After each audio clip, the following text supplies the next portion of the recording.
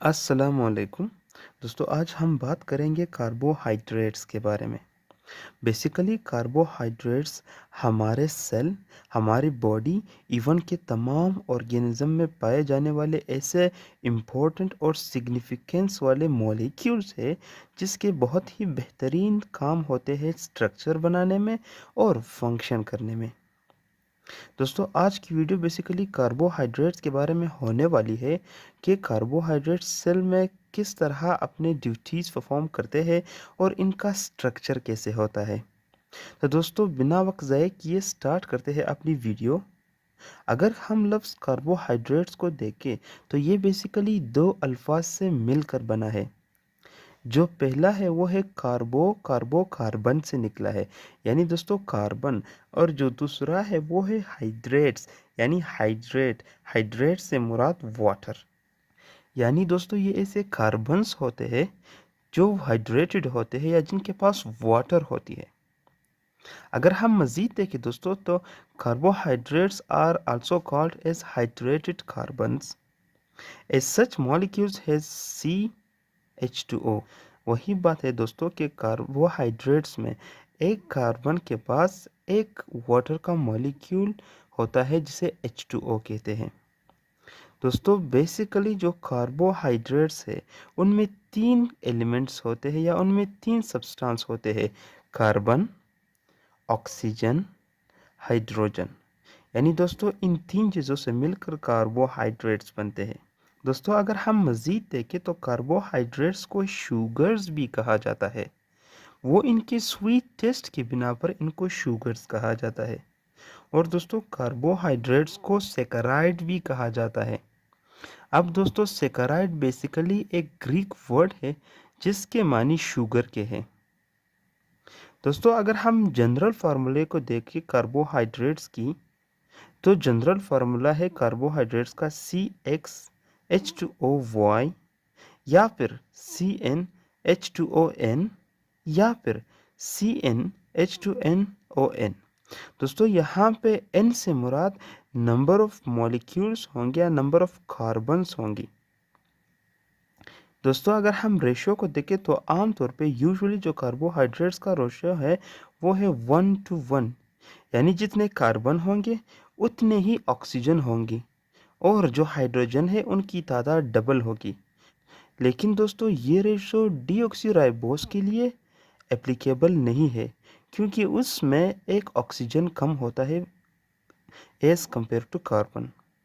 यानी दोस्तों डीऑक्सीराइबोस में 5 कार्बन, 10 हाइड्रोजन और 4 ऑक्सीजन होते हैं। वो मोनोसेकेराइड वाली वीडियो में डिटेल से पढ़ेंगे। दोस्तों अगर हम डेफिनेशन की बात करें तो carbohydrates are basically polyhydroxy complex molecules that yields a polyhydroxyaldehyde और कीटो ग्रुप आफ्टर हाइड्रोलाइसिस। यानी दोस्तों कार्बोहाइड्रेट्स ऐसे कॉम्प्लेक्स मॉलिक्यूल्स होते हैं जिनके पास काफ़ी हाइड्रोक्सी ग्रुप्स होते हैं। पॉलीहाइड्रोक्सी कॉम्प्लेक्स मॉलिक्यूल्स है, यानी दोस्तों कार्बोहाइड्रेट्स में काफ़ी ज़्यादा हाइड्रोक्सी ग्रुप होंगे। Hydroxy group basically OH group है। और अगर हम उसकी हाइड्रोलाइसिस करेंगे, अगर हम कार्बोहाइड्रेट्स की ब्रेक डाउन करेंगे by the process of hydrolysis, तो हमें क्या प्रोवाइड होगा? या तो अल्डिहाइड होगा, पॉलीहाइड्रोक्सी यानी बहुत से हाइड्रोक्सी ग्रुप के साथ अल्डिहाइड ग्रुप अटैच होगा, या फिर बहुत सारे हाइड्रोक्सी ग्रुप के साथ कीटो ग्रुप अटैच होगा। दोस्तों फॉर एग्जांपल ब्रेकडाउन के बाद हमें अल्डिहाइड और कीटो ग्रुप कैसे अखज़ होंगे? आप सपोज करें ये एक सक्रोज का मॉलिक्यूल है और ये एक कम्प्लेक्स मॉलिक्यूल है कार्बोहाइड्रेट की, जो बेसिकली डाइसेकेराइड है, यानी दो शुगर से मिलकर बना है। जब हम इसकी ब्रेक डाउन करेंगे तो बेसिकली हमें क्या मिलेगा? ग्लूकोज और फ्रक्टोज।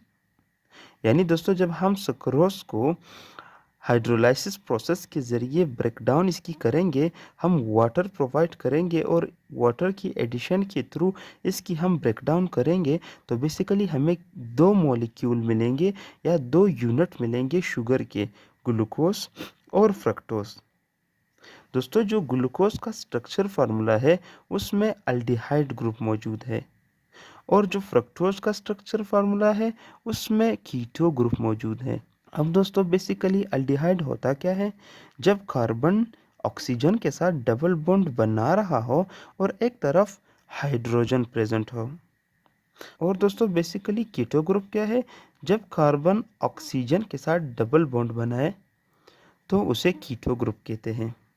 अब दोस्तों हमें यहाँ से पता चला कि ग्लूकोज के पास अल्डिहाइड ग्रुप है और फ्रक्टोज के पास कीटोन ग्रुप है। तो इससे हमें पता चलता है कि हमने क्या किया, एक कम्प्लेक्स मॉलिक्यूल को तोड़कर दो मॉलिक्यूल्स हासिल किए, जिनमें बेसिकली एक अल्डिहाइड था और एक कीटो ग्रुप था। दोस्तों कार्बोहाइड्रेट्स में वो मॉलिक्यूल जिनके पास अल्डिहाइड ग्रुप प्रेजेंट होता है तो उन्हें एल्डोज शुगर कहा जाता है। और दोस्तों कार्बोहाइड्रेट्स में वो मॉलिक्यूल जिनके पास कीटोन ग्रुप प्रेजेंट होता है तो उन्हें कीटोज शुगर कहा जाता है। अब दोस्तों अगर हम बात करें तो कार्बोहाइड्रेट्स बेसिकली जो स्मॉलेस्ट कार्बोहाइड्रेट है वो 3 कार्बन कंटेनिंग है, यानी दोस्तों 3 कार्बन पर मुश्तमिल सबसे स्मॉलेस्ट कार्बोहाइड्रेट है।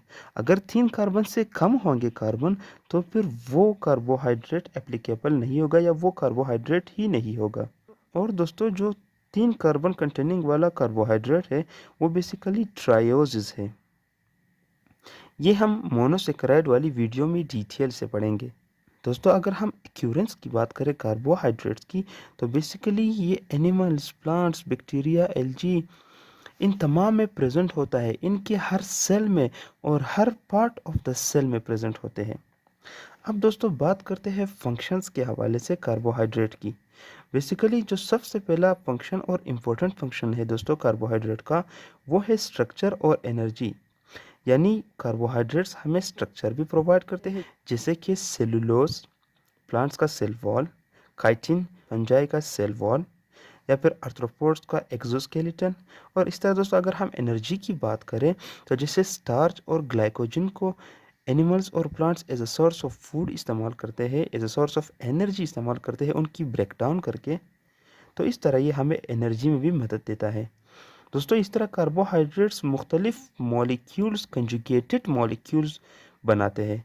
जब कार्बोहाइड्रेट्स लिपिड्स के साथ मिले तो फिर वो ग्लाइकोलिपिड, और जब प्रोटीन के साथ कार्बोहाइड्रेट्स मिले तो फिर वो ग्लाइकोप्रोटीन कहलाते हैं।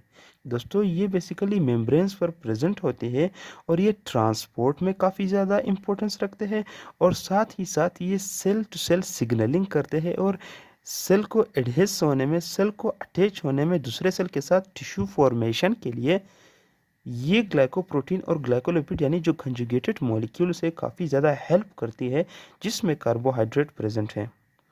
दोस्तों इसी तरह अगर हम मज़ीद देखें तो can be used as meal because they have sweet taste. दोस्तों कार्बोहाइड्रेट्स का जो टेस्ट है वो बेसिकली स्वीट होता है, तो इसलिए इनको मील के तौर पर भी हम इस्तेमाल करते हैं। जैसे कि हम शुगर केन को इस्तेमाल करते हैं, हम शुगर को इस्तेमाल करते हैं, हम मिल्क को इस्तेमाल करते हैं, यानी इन तमाम को हम मील के ज़रिए ले सकते हैं।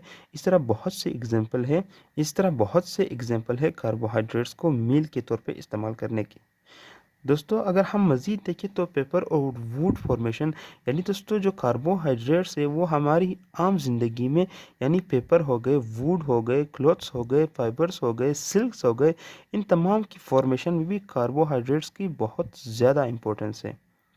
दोस्तों अगर हम टाइप्स की बिना पर बात करें या क्लासिफिकेशन की बात करें तो carbohydrates are divided into 3 types: monosaccharide, di या फिर oligosaccharide and last one polysaccharide. दोस्तों इनको हम अपनी अगली आने वाली वीडियो में डिटेल से जानेंगे, मोनोसेकेराइड को भी, ओलिगोस और डाइसेकेराइड को भी और पॉलीसेकेराइड को भी। दोस्तों ये थी हमारी आज की वीडियो। उम्मीद करता हूँ कि आपको वीडियो अच्छी लगी होगी। कोई भी सवाल हो, कैसा भी सवाल हो दोस्तों, आप मुझसे पूछ सकते हैं बस एक कमेंट करके। मिलते हैं अपनी अगली आने वाली वीडियो में, तब तक के लिए अल्लाह हाफिज़ दोस्तों।